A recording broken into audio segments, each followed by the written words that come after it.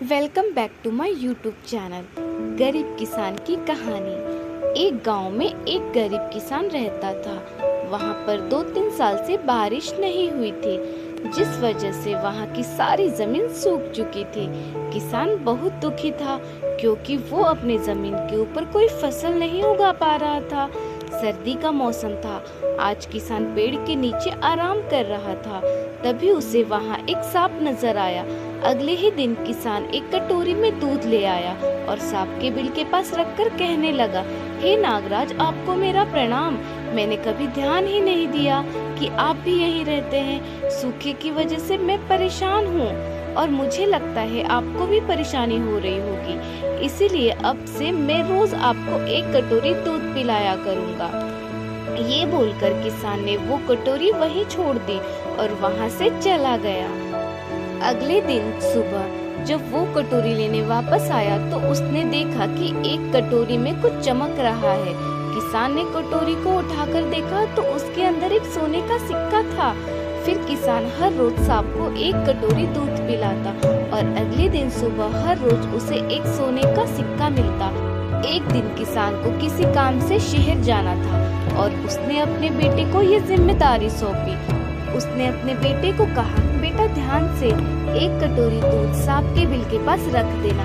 किसान के बेटे ने अपने पिता के कहे अनुसार एक कटोरी दूध सांप के बिल के पास रख दी। अगली सुबह उसे भी सोने का सिक्का मिला। उसके बेटे ने सोचा कि यह सांप तो बड़ा कंजूस है, जरूर उसके पास बहुत सारे सोने के सिक्के होंगे, लेकिन यह तो हर रोज बस एक ही सिक्का देता है। अगर मैं इसे मार दूं तो मैं इसके सारे सोने के सिक्के ले सकता हूँ। अगली शाम जब लड़का दूध देने के लिए गया तो उसने सांप को देखते ही उस पर छड़ी से वार किया, मगर सांप भी सतर्क था। उसे छड़ी तो लगी पर उसने किसान के बेटे को भी डस लिया। सांप का विष बहुत जहरीला था। देखते ही देखते किसान के बेटे की मौत हो गई और जख्मी सांप अपने बिल में वापस चला गया।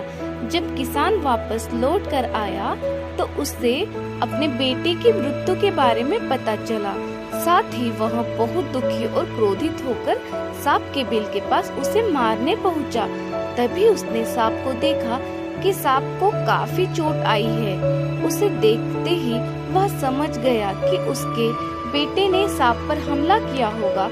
वो समझ गया कि परिस्थिति कुछ ऐसी हो गई होगी कि सांप ने उसके बेटे को डसा होगा। उसने हाथ जोड़कर सांप से माफी मांगी और सांप से अपने बेटे को वापस लाने के लिए कहा। थोड़ी देर बाद सांप अपने बिल में जाकर बाहर आया और उसने किसान को एक जड़ी बूटी दी। गरीब किसान जड़ी बूटी लेकर अपने मरे हुए बेटे के पास गया। उसने उसके नाक के पास वो जड़ी बूटी रखी। थोड़ी देर बाद उसका बेटा खांसता हुआ उठ खड़ा हुआ।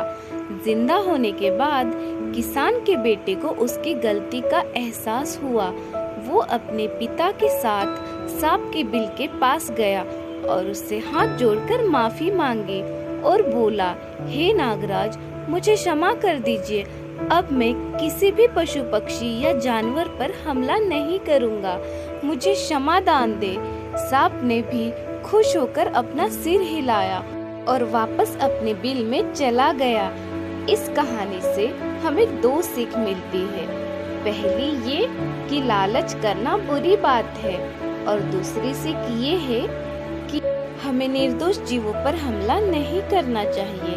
हमें उन्हें बिल्कुल भी परेशान नहीं करना चाहिए। हमें उम्मीद है आपको यह कहानी जरूर पसंद आई होगी। ऐसी ही कहानी सुनने के लिए हमसे जुड़े रहिए।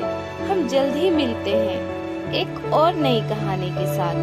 तब तक के लिए धन्यवाद।